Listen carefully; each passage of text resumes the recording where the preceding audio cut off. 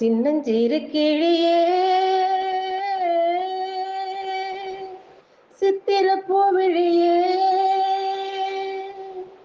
சின்னஞ்சிறு கிளியே சித்திரப் பூவிழியே அன்னை மனம் ஏங்கும் தந்தை மனம் தூங்கும் நாடகம் ஏனடா நியாயத்தை கேளடா சின்னஞ்சிறு கிளியே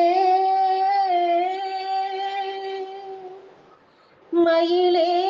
உன்னை நான் மயக்கவும் இல்லை மனதால் என்றும்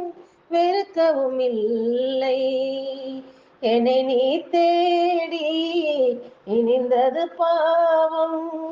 எல்லாம் நீயே எழுதிய கோலம் இந்த நிலை காணும்